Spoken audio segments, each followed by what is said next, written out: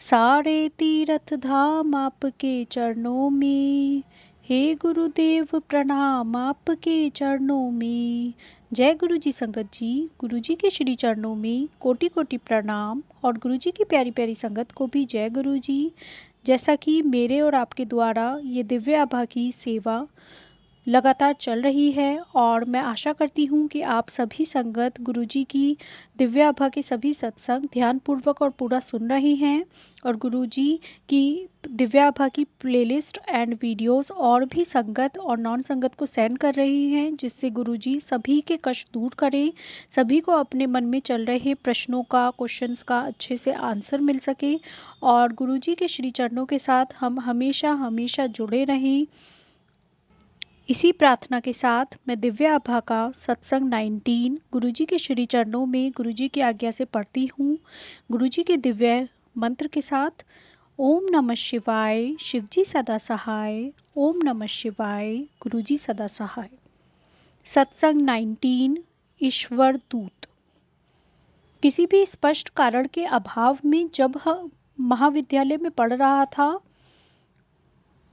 मेरा पुत्र शोक संतप्त हुआ तो मुझे अत्यंत दुख हुआ। मैं ध्वस्त हो गई थी। यद्यपि हमने कई विशेषज्ञों की राय ली, मुझे गुरुजी की याद आई जिनके बारे में मैंने अपनी बेटी से सुना था। मेरी बेटी की एक मित्र का परिवार गुरुजी के पास जाते थे। मित्र की मां ने गुरुजी से परिचय कराने का प्रस्ताव स्वीकार कर लिया था। उन्होंने बार बार यह आश्वासन भी दिया कि सब कुछ पहले जैसा हो जाएगा और मेरे पुत्र का वर्ष भी नष्ट नहीं होगा।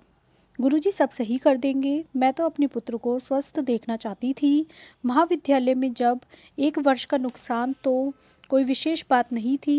पहले दर्शन के समय ही गुरुजी अत्यंत उदार और ध्यान रखने वाले प्रतीत हुए। एक बार उन्होंने सब कुछ ठीक होने की बात कही तो मैं निश्चिंत हो गई। जय गुरुजी। गुरुजी की कृपा से मेरे पुत्र ने शनय शनय प्रगति करनी आरंभ कर दी। चिकित्सक के परामर्श के विरुद्ध मेरे पुत्र ने आधी परीक्षाएं नियत कार्यक्रम के अनुसार दी। उसके पश्चात महाविद्यालय के अधिकारियों ने उसे 1 मास के उपरांत शेष परीक्षाएं देने की आज्ञा भी दे दी। फलस्वरूप वह सब में अच्छे नंबर लेकर उत्तीर्ण हुआ। परमात्मा और गुरुजी की कृपा से मेरा पुत्र 1 माह में पूर्ण रूप से रोग निवृत्त हो गया। अब वह आनंद पूर्वक अपने छात्रावास में रहकर अच्छी तरह से अध्ययन कर रहा है। उसका शोक संतप्त मानसिक रूप एक बुरे स्वप्न की भांति लगता है। गुरुजी से मिलने के पश्चात ऐसा प्रतीत होता है कि पूरे परिवार को उनका स्नेह प्राप्त हुआ है। हमें उनकी छाया में सुरक्षा का आभास होता है।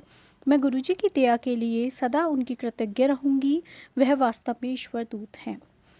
ये सत्संग एक भक्त का है जो अपना नाम गुप्त रखना चाहते हैं और हम इनकी भावना का पूर्णतः रिस्पेक्ट करते हैं। जय गुरुजी। अनंतम अनंतम शुक्राना गुरुजी।